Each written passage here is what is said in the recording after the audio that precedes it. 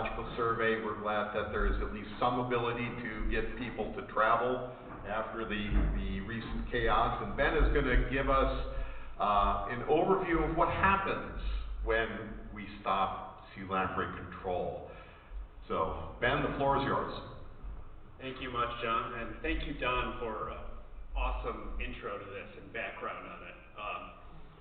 As John said, I'm Ben Marcique. I'm a biologist with U.S. Geological Survey at Hammond Bay Biological Station, and I'm super thankful to be here, both because I think this is a really interesting study, but also because I think it's an especially timely one. I'd like to thank the authors on here, and shout out to Ted Tresca, who gave this in my stead last week at the Lower Lakes meeting. But also acknowledge that there were a number of agency collaborators on this, some of whom who are in the room today. They're listed in the acknowledgments, and they're all on the paper, which came out officially online on Tuesday. So without the data and the input that they contributed, none of this would have been possible, as you'll see. I don't think I have to tell you that 2020 wasn't the year any of us expected, and the travel restrictions hit the sea lamprey control program especially hard. These numbers really show it in stark detail. In the upper Great Lakes, restrictions meant that, restrictions coming out at the very start of the field season and continuing through, meant that the majority of treatments that were planned did not happen. In the lower Great Lakes, this impact was even greater, with 100% of treatments missed in Erie and Ontario, in part due to the fact that they're farther away from the control stations, but also in the case of Ontario, that's completely carried out by DFO, and crossing the border became nearly impossible. So these deferrals continued through to 2021 due to further travel restrictions, and also the fact that the border still was pretty impermeable, with about half of planned treatments happening in Superior, Erie, and Ontario, 3/4 in Huron, and Michigan was the only lake that happened completely according to schedule. I'll note that in Lake Ontario, the only reason we got to these numbers was through the help of U.S. Fish and Wildlife Service out of Champlain. This map shows you that in a little bit more detail. All of the blue dots are treatments that happened as planned. Everything yellow was deferred a year during 2020. Everything red was deferred at least 2 years. And then you can see the 3 lamprey control stations here, U.S. Fish and Wildlife Service in Marquette and Ludington, and then DFO right here. The blue dots are pretty much in the control station backyards, and really not anywhere else. And there are none of them on the lower lakes. And then there were further knock-on effects, and these are a lot harder to quantify, but they're very much there. So during a year, control is limited by personnel time, it's limited by environmental conditions, it's limited by permit restrictions. And so treatment is scheduled based on priorities. When control was missed, when there's a deferral, that stream tends to rank pretty highly the next year. It was bad this year, it's worse next year. And that means that other streams have to drop off the list. And that just cascades through. In truth, our current treatment plans probably still reflect this disruption in one way or another. So Ted coined this being the forbidden experiment, and I like that a lot. We've been doing control for a long time, and this crisis in the sea lamprey control world provided a bit of an opportunity to look at just how important that is. From a purely scientific standpoint, scientists would tell you that the way to measure the effect of a continuous program is to stop and see what happens. During a normal year, that would never have been feasible. It had been broached in the past, and the fact that the hypothesized outcome would be negative and that there's a lot of uncertainty means that there's just no way it was going to happen. But with this situation forced upon us, we had that data. And so we set out to learn from it. From lemons, we could try and make some lemonade, and that's what I'm going to be talking about here.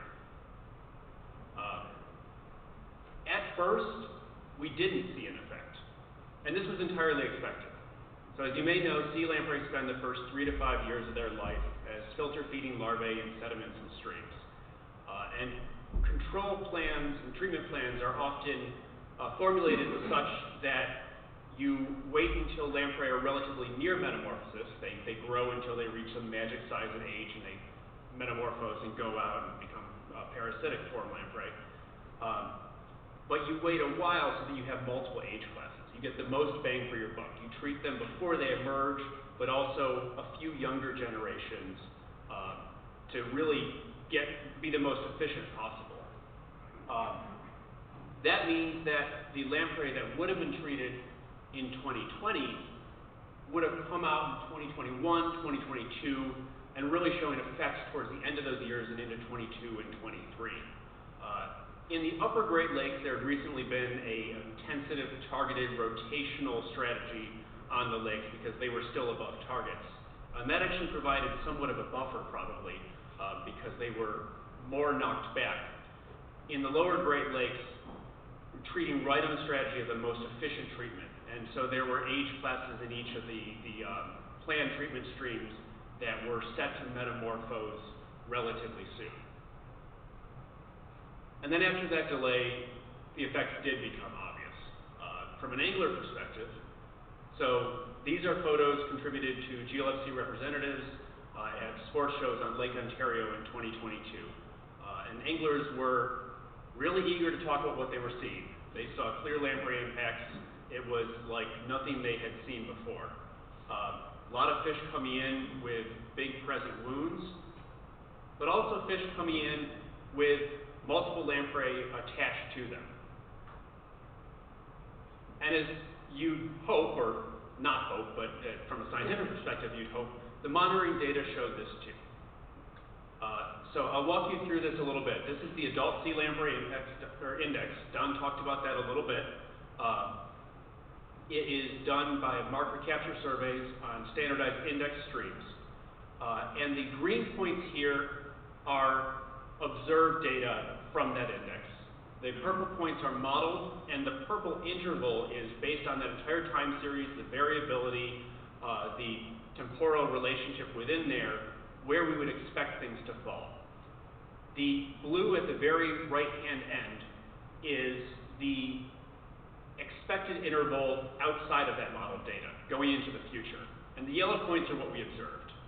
So yellow points within blue, it could be expected. Yellow points outside of blue are an anomaly. Something's happening. And that's what we're seeing here. So I've highlighted these three lakes because when you put them all up, it becomes a more incomprehensible figure. And these are the starkest contrasts we saw in the index, with just numbers rising well outside of what would be expected. We also assessed this through lake trout wounding. So these are standardized gillnet surveys, quantifying the number of relatively fresh wounds, A1 through A3, within a size slot. Here, the effects are less visible, but they're there, with Lake Michigan being the only lake that appeared anomalous. Erie and Ontario, you're seeing a lot of inherent variation in that index, and that's probably why it's not going outside of there. And then zooming in on Ontario, we were lucky to have a lot of data from collaborator agencies, especially OMNR and New York State DEC, who collect a number of different forms of data that could let us look outside of the index and outside of just lake trout. From top to bottom here, we have that sea lamprey index. Next down, we have the New York Angling Creel Survey, and this is actually counting the number of fish coming in, creeled by anglers, with attached lamprey. Below that, both Ontario and New York have Pacific salmon hatchery programs. They collect those fish coming into their natal streams, and they record lamprey wounding at that time. So this is Chinook and Coho. And then at the bottom is that lake trout wounding, and there's a vertical dashed line through each figure showing you 2020. I think it's fair to use the term skyrocketing here. After 2020, we just saw these things rocket up, with the only slight exception being that lake trout wounding again, which doesn't show quite the same pattern. And so, with these clear effects, what would happen when we resumed control? Luckily, we saw things go in the same direction, or the opposite direction. This is that figure again, updated with the next 2 years. those are anomalously low. Given the skyrocketing numbers, the model would expect that it would go up more. It went down when control resumed. In every lake of these three. And again, we're seeing the same thing with lake trout wounding. Michigan was the only one that went anomalously up. It's the only one that went anomalously down, and it did go down. And in the Lake Ontario data. So this is very consistent. Stop control, things get really bad. We started control, luckily they came down. Only one here again, it's a little bit weird, is that lake trout wounding. So that's what happened. Why does it matter? Well, the simplest piece is that wounded fish means more dead fish, means fewer fish. We tend to be managing to have more fish, and so this is not great. But beyond that, in lakes like Ontario, a lot of those fish were stocked fish. And stocked fish represent an investment of a lot of time and money, and they're put out there at certain densities to achieve some sort of a target. And when you're losing them in ways you didn't expect, you might not be achieving that target, and you're losing some money. Dead fish also don't spawn.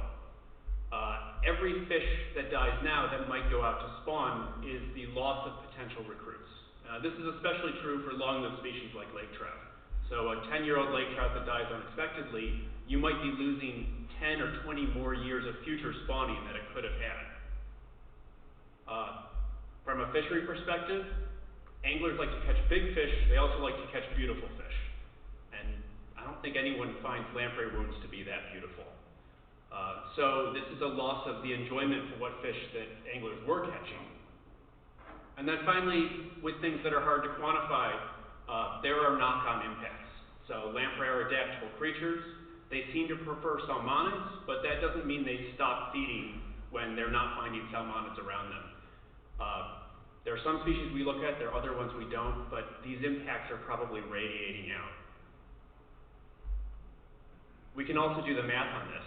So jumping in a little bit to that Ontario perspective, we're estimating that about 114,000 more parasitic lampreys were produced because of the loss of control.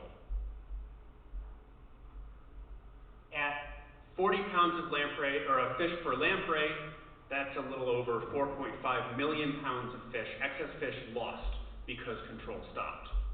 And you can value that fish in a number of different ways, but one number coming from the GLFC here says that that's about $100 million of impact from those lost year and a half of control.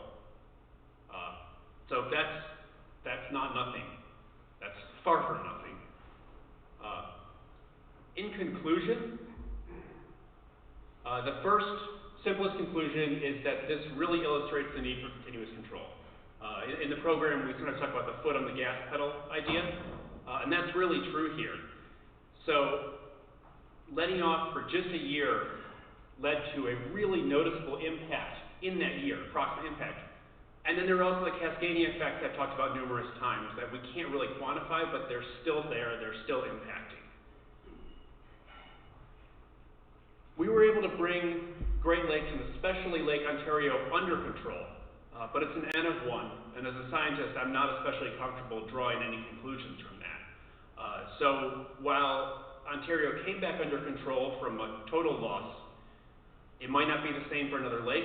It might not be the same if it was repeated during another year, and it might well not be the same if it was a 2-year gap, a 3-year gap, a 4-year gap. These results also highlighted the importance of that additional wounding data.